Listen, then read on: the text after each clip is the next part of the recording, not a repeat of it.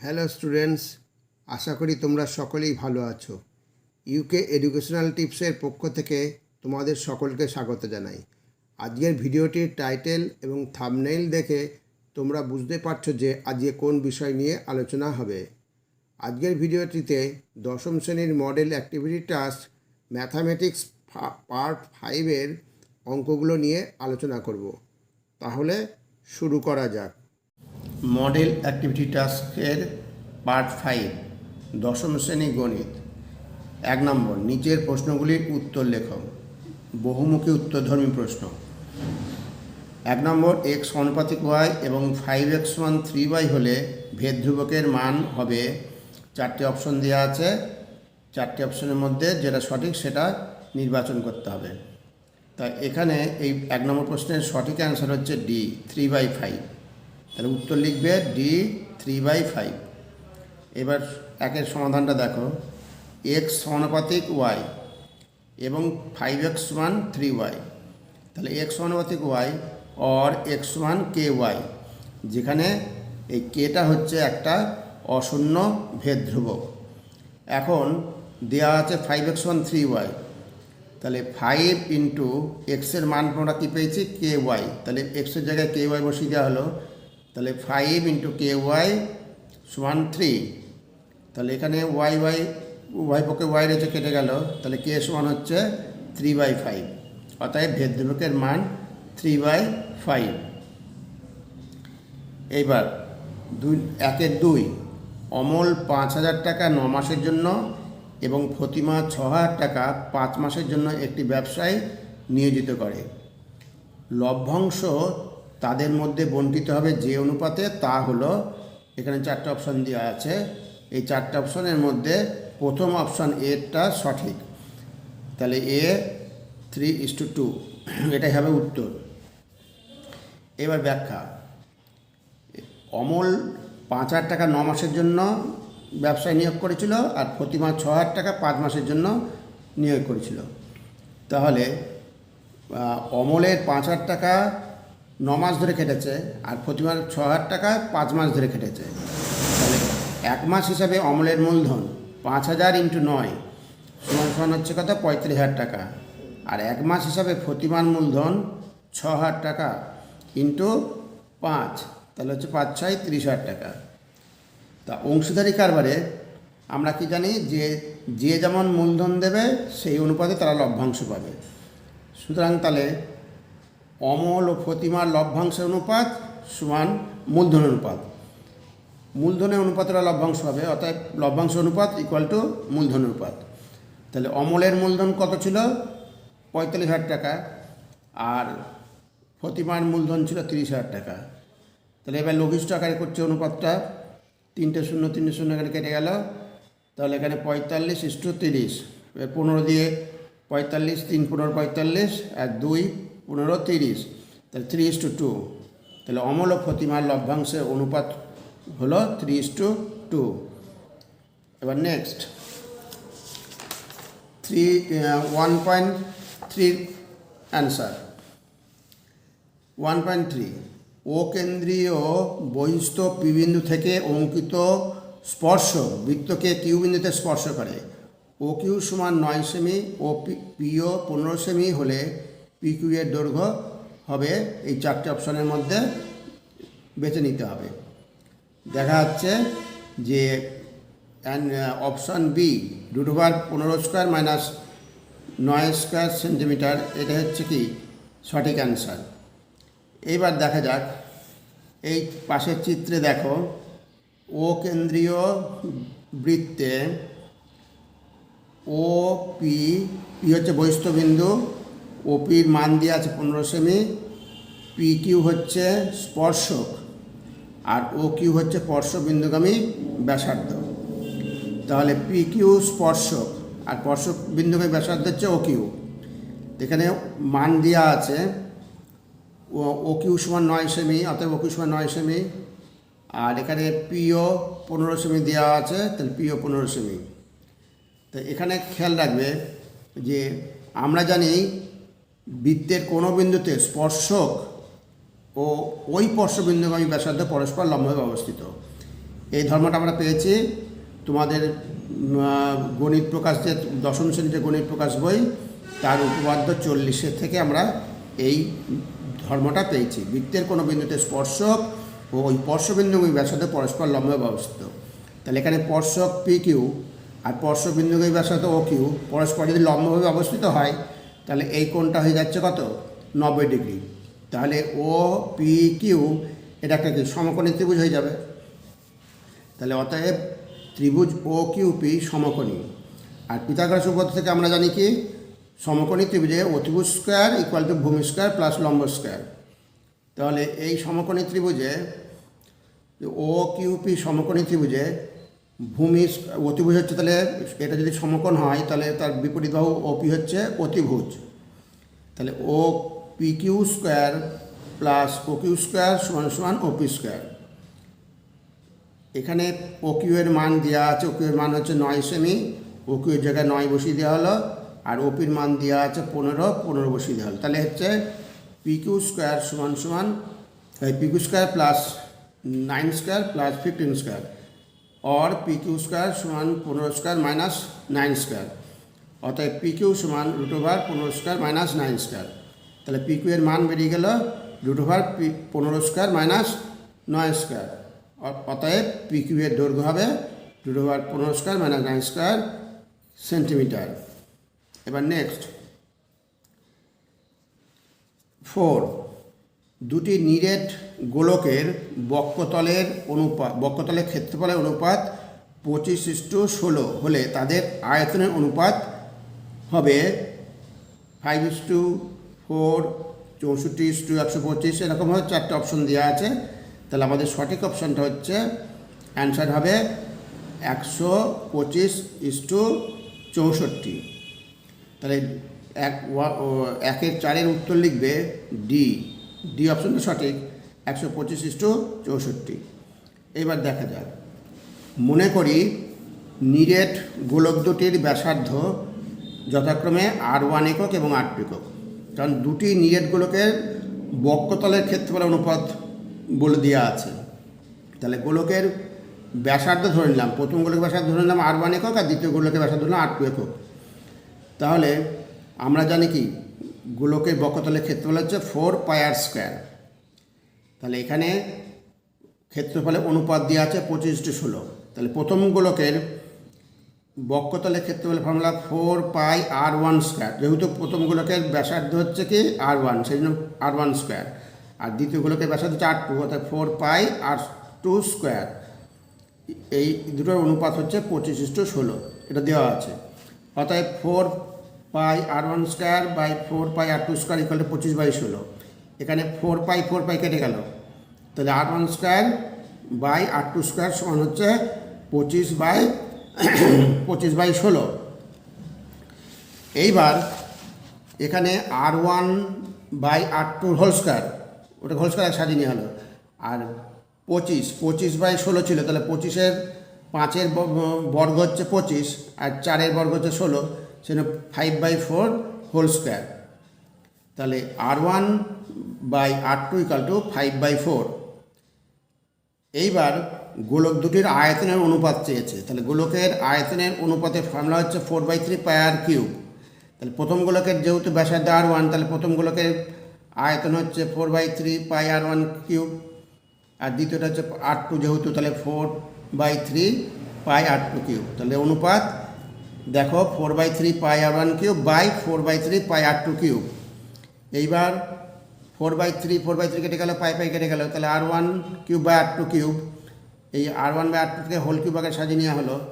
এবার R1 by R2-র মান আমরা পেয়েছি 5/4, তাহলে মানটা বসিয়ে দেওয়া হলো 5/4। এইবার 5-এর ঘন কিউব হচ্ছে 125 আর 4-এর ঘন হচ্ছে 64। অর্থাৎ অনুপাতটা কী দাঁড়ালো, গোলক দুটির আয়তন অনুপাত দাঁড়ালো 125:64। এইবার নেক্সট 2 নম্বর প্রশ্ন, সত্য অথবা মিথ্যা লেখো।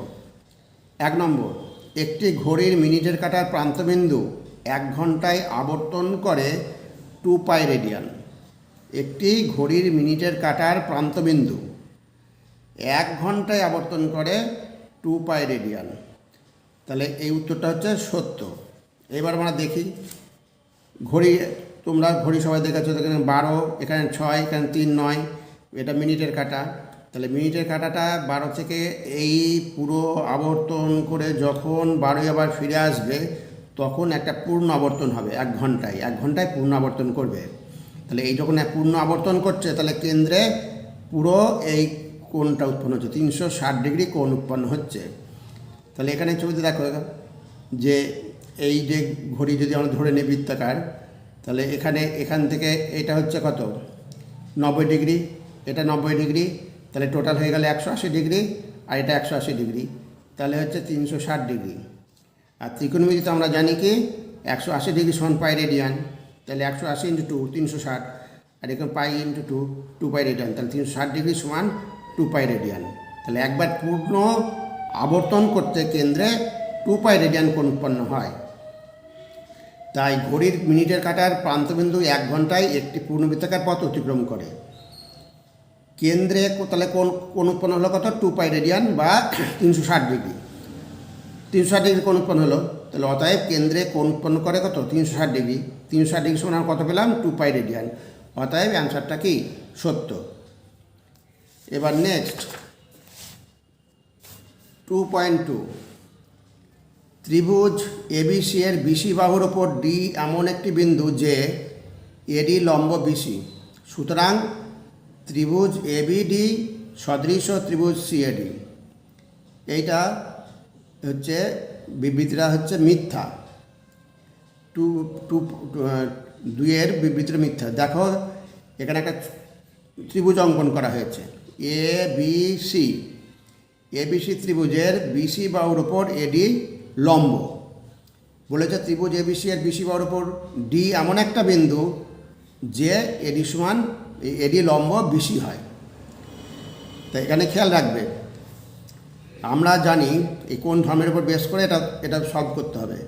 আমরা জানি যে কোনো সমকোণী ত্রিভুজের সমকোণিক বিন্দু থেকে অতিভুজের উপর লম্ব অঙ্কন করলে এই লম্বের উভয় পার্শ্বস্থিত ত্রিভুজদ্বয় সদৃশ এবং ওই ত্রিভুজগুলির প্রত্যেকে মূল ত্রিভুজের সঙ্গে সদৃশ্য।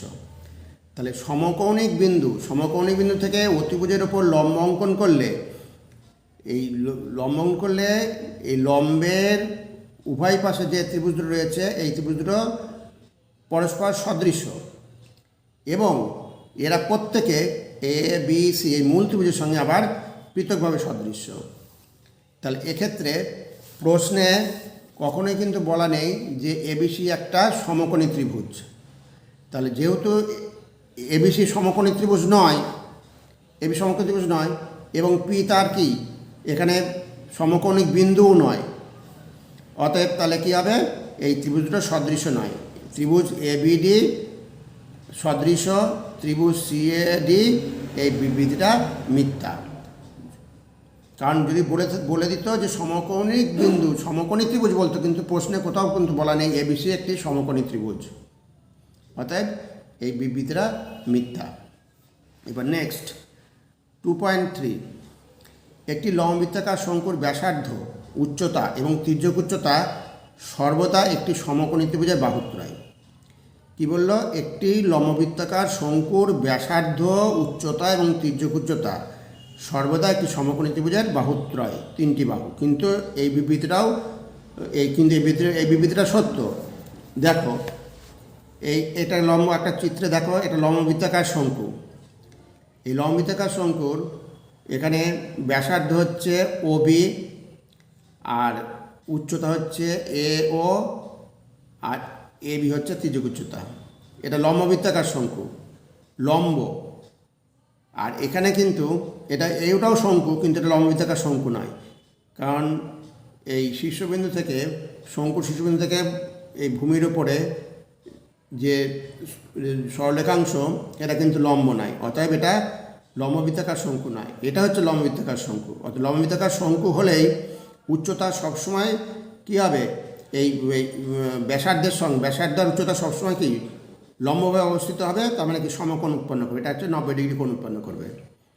তাহলে শঙ্কুর ব্যাসার্ধ হচ্ছে ওবি আর ওবি, উচ্চতা এইচ হচ্ছে ও এ আর তির্যক উচ্চতা হচ্ছে এল হচ্ছে এবি।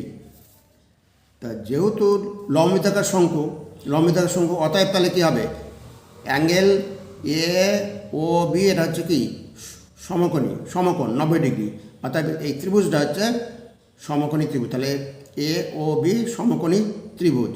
আর সমকোণী ত্রিভুজ হলে পরে এটা অতিভুজ, এটা ভূমি, এটা লম্ব, তাহলে ত্রিভুজের 3টি বাহু। সুতরাং শঙ্কুটির উচ্চতা, ব্যাসার্ধ এবং তির্যক উচ্চতা হচ্ছে ত্রিভুজ এ ও বি এর বাহুত্রয়। তাহলে বিবৃতিটা সত্য। এবার 2.4, শুভেন্দু ও নৌশাদ যথাক্রমে 1500 টাকা এবং 1000 টাকা দিয়ে একটি ব্যবসা শুরু করে। 1 বছর পরে ব্যবসায় 75 টাকা ক্ষতি হলে শুভেন্দুর ক্ষতি হয় 30 টাকা। এই বিবৃতিটা মিথ্যা। এবার কি করে মিথ্যা হলো এবার দেখি। শুভেন্দু ও নৌশাদ ওরা দুজনা ব্যবসায় নিয়োগ করেছে 1500 টাকা এবং 1000 টাকা। শুভেন্দু নিয়োগ করেছে 1500 টাকা আর নৌশাদ নিয়োজিত করেছে 1000 টাকা। তাহলে দুজনার মূলধন অনুপাত 1500:1000, এটাকে লঘিষ্ঠ আকারে করলে 3:2। তাহলে ব্যবসায় টোটাল ক্ষতি হয় কত বলেছে, 75 টাকা। আমরা জানি অংশীদারি কারবারে মূলধনের অনুপাতে লভ্যাংশ পাবে, আবার মূলধনের অনুপাতে ক্ষতি পরিমাণটা ভাগ করে নেবে। তাহলে উহারা ক্ষতির পরিমাণ মূলধনকে ভাগ করে নেবে। তাহলে টোটাল ক্ষতি হচ্ছে 75 টাকা। এই 75 টাকার মধ্যে শুভেন্দুর ক্ষতি, এখানে 3 ভাগ মূলধন হচ্ছে দিয়েছে শুভেন্দু আর হচ্ছে 2 ভাগ, তাহলে মোট 5 ভাগ। 5 ভাগের মধ্যে 3 ভাগ হচ্ছে শুভেন্দু, তাহলে 3/5। তাহলে 75 টাকার মধ্যে শুভেন্দুর ক্ষতি হয় 75 × 3/5 টাকা।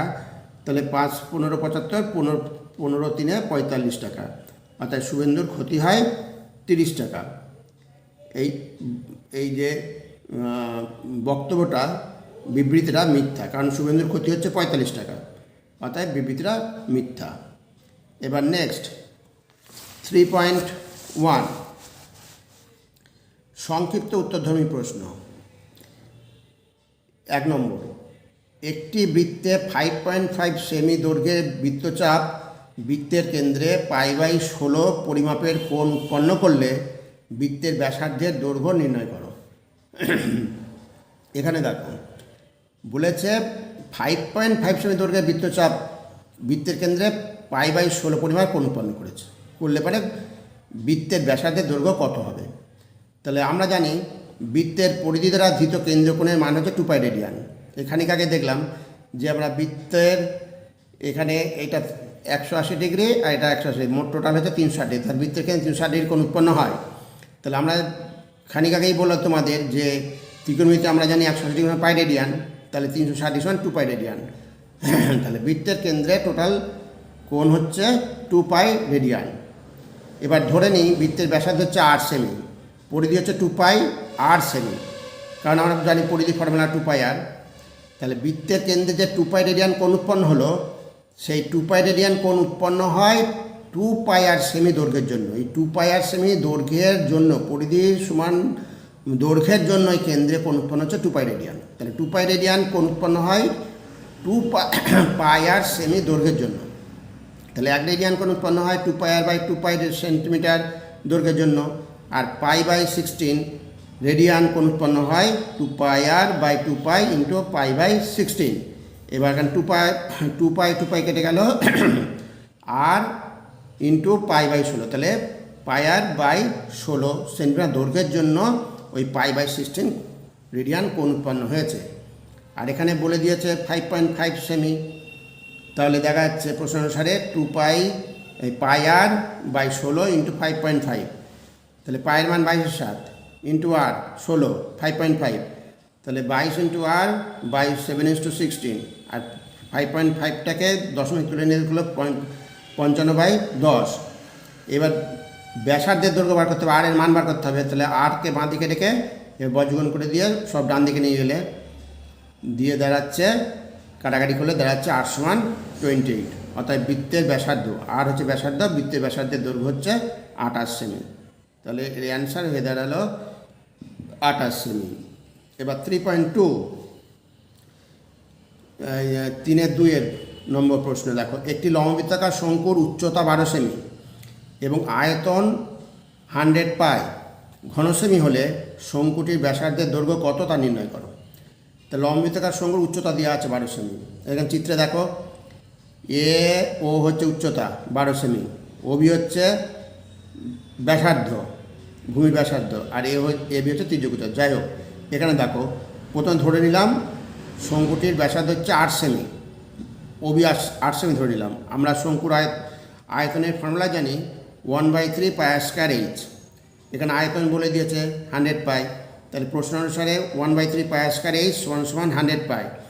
তাহলে এখানে এইচের মান বসিয়ে দিলে এইচের মান দেওয়া আছে 12 উচ্চতা, তাহলে 1/3 পাই আর স্কোয়ার ইন্টু 12 সমান 100 পাই। এইবার দেখো, তাহলে 3 4 12 কাটলো, তাহলে 4 পাই আর স্কোয়ার সমান 100 পাই।